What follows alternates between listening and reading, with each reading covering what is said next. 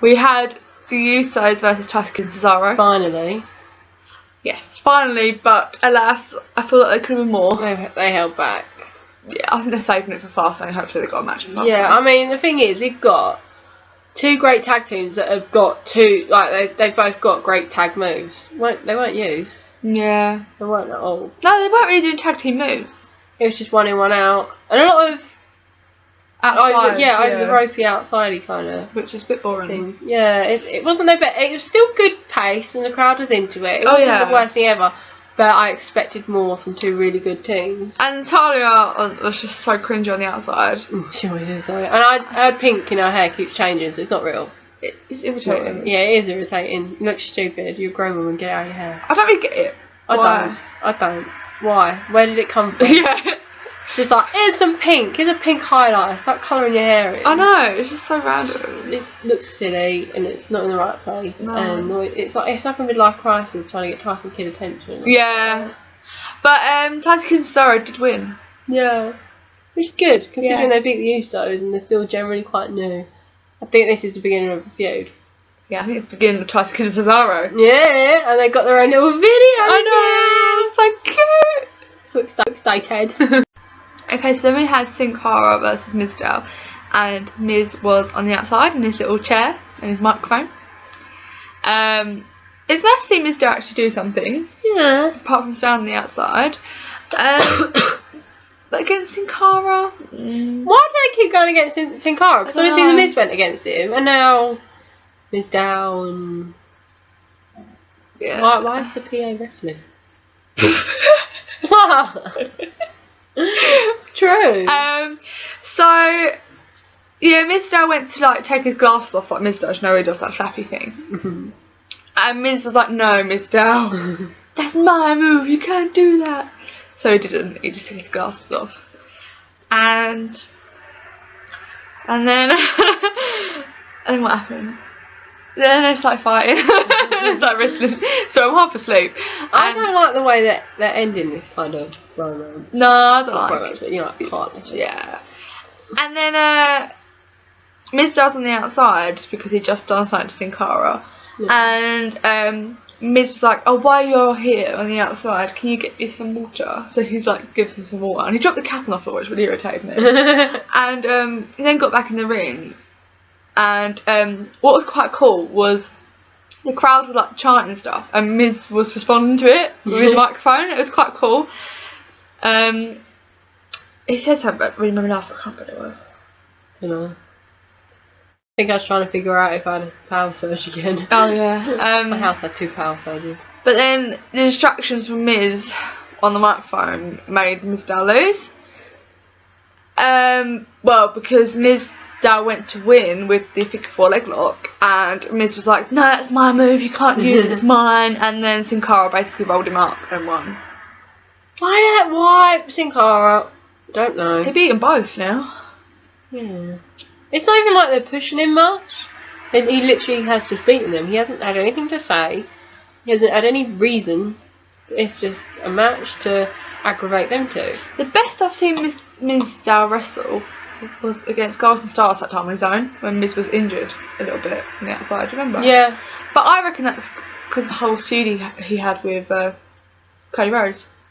Yeah. They're quite compatible. Yeah. It's just kind of twigged, because that was really good. I thought he did really well in that. Yeah. The thing is, Miz is a really good wrestler. I think lately his wrestling abilities has been very put aside within the whole Miz and Mizdow thing. Because Miz is a good wrestler. I mean, he's proved that a few good times over his career. I mean, come on, he's like, was he heavyweight champion for a while, or he was. Yeah. So he's up there. He's good. But obviously, I feel like, as much as I like the whole Miz and Mizdow thing, I'm getting rather bored of it now. And I don't know whether that's because it's gone the way I don't want it to. Yeah, I reckon. I wanted them to split up, but I didn't want to do it this way. But I think, childish, isn't it? Yeah, I feel like it would have gone another way, but because of Goldust and Stardust happening, I feel like they felt they couldn't do it twice. I don't know why they decided to do it at the same time. It's very weird of them. I suppose Goldust, aka I reckon that came out of nowhere. He wanted to retire last year, but they wouldn't let him. Oh, really? Because they're like, "Oh, you two as tag team are really selling it at the moment." Oh, really? So they delayed his retirement, and I think now he's like, "I just want to go." So Leave go out with a bang though. Like I kind of like their arguments at the moment. I think they work. Yeah, but Miz and Mizdow should have had that. Yeah. As well, but they should have. I'd rather carried on tag team. Yeah, and hold on a bit longer. Yeah. Goldust or Stardust go, and then Mizdow turn on the Miz. Yeah. Because the thing is, you could still keep the Miz and Mizdow by kind of shoving the whole gimmick slightly to the side. You keep Mizdow doing his whole copying thing, but then you do the whole, we're just tag team. We're just going against them. We're going against them. We're going against them. And I want the tag team title from them. I want to go against the Usos again. I want to go against Cesaro and Tyson Kidd, who, by the way, now have their own tag team video. Yeah. I'm glad they're being pushed. Yeah. And so I feel like they could have kept that going for a lot longer. It was just the point where it got to, it was getting boring, but you could have kept it steady. Yeah. We then had Bray Wyatt in his sauna. It was a black sauna. It was very smoky, and I literally, I don't know what he was saying. He was just talking about the usual. Riddles again. Is he talking about Dolph? Maybe.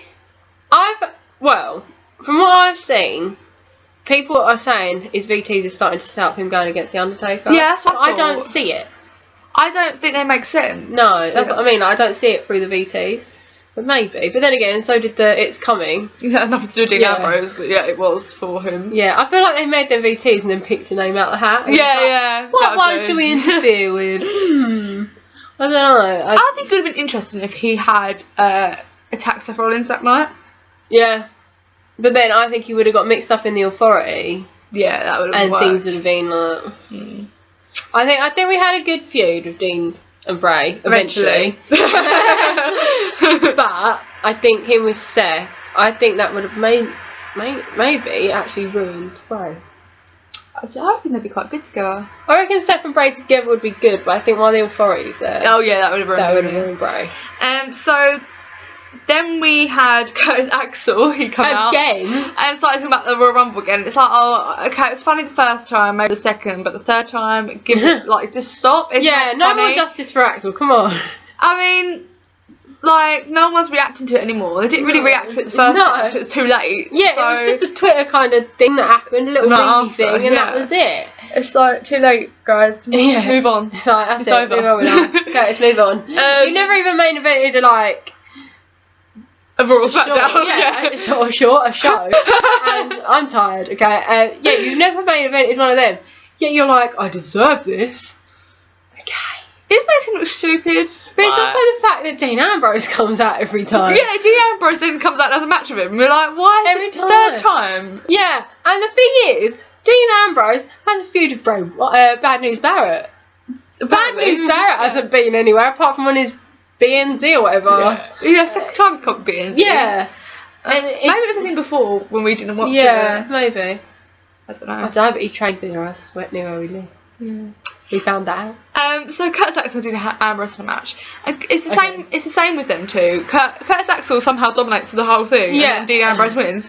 I feel like WWE are making Dean look quite weak. Yeah, they are. Because the thing is, even if you go back to watching him on CZW and stuff like that, he dominates. He's a dominated wrestler. He's a wrestler that dominates. But think about it. He never wins. Like when a feud ends, he never wins. Yeah. He loses a feud and then he goes on. I feel like maybe like WWE's like, well, he's a lunatic. He can't win. Stupid. It's just for the other person. I don't know, but I feel like he should. But then they push Bray a lot. I've noticed that.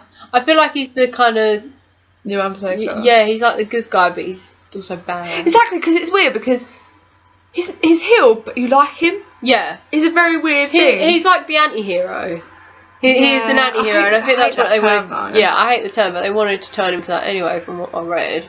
So maybe. So then Dean Ambrose obviously won, and then BNZ. Yeah, BNZ come up on the screen with Bad News Barrett. Bad News Barrett. It don't work because we're English. I know.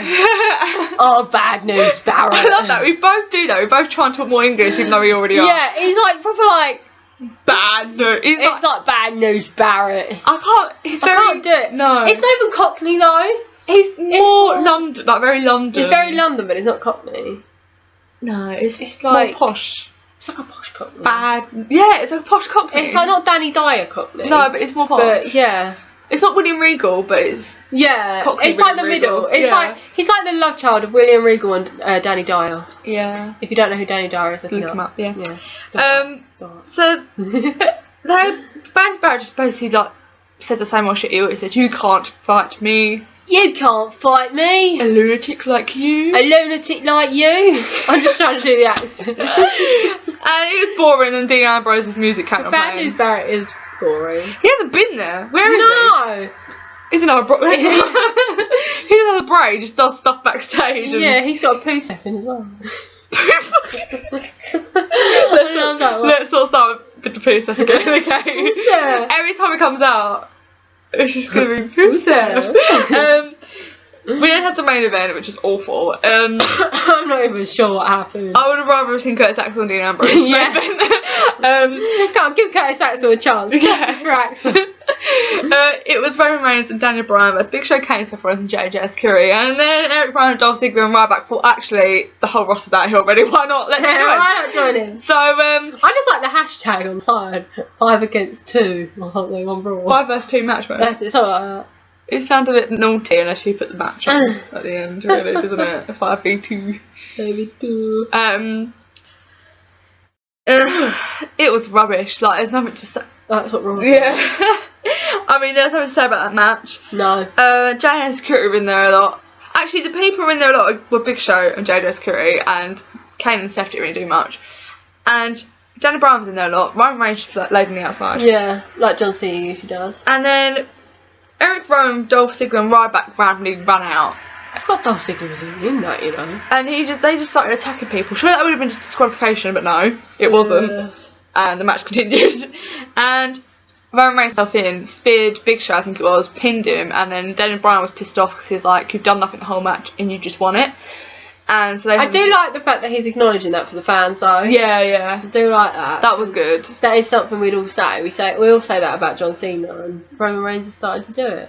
It's like the Royal Rumble he laid then. Yeah. So then Daniel Bryan pushed him again. He likes to push people, doesn't he? Yeah. He's not Randy Orton though. He needs to stop that. Yeah, stop making people get fired or retire or whatever. Do you remember when he used to call Randy Orton Legend Killer? They don't anymore, do they? Oh. No, he used to like kill legends. That was his gimmick, and now that's gone. Now he's like the Viper. I mean, I don't think that's the same effect, you know. No. Legend. Anyway, I just went off on a tangent. Roman Reigns then speared Daniel Bryan, and that was the end of that. I think random that the Authority didn't attack them. No, you did see Triple H and Stephanie watching afterwards. Yeah, but normally after something like that, they'd all attack Big Show, Kane, Seth Rollins, JJ Security, attack Roman Reigns and Roman Reigns and Daniel, and be like, pose to the camera. Yeah. But this time they didn't. They just kind of walked off. Yeah. It was just very not usual, if that makes sense. Maybe they forgot the briefcase. Forgot the briefcase. It's like, shit, we can't do anything. So that was the end of Raw, and it was all pretty terrible apart from Triple H and Sting promo. Yeah. To be fair. Yeah, it was. Actually, there was another good bit that we liked. Oh yeah, Rusev. Rusev. But that's because we were just taking the piss. Yeah. What should we rate this? I'm thinking 1. Yeah. It was fucking It's only awful. 1 because that Sting segment. Yeah, it would have been 0.5. Yeah. Maybe. We're getting to the 0.5. It's very close. It's a 1 out of 10. Yeah. So do the usual. Yeah, like, share, subscribe, tumble, retweet, and follow us. Hello to us. Yeah. Goodbye. I'm tired now.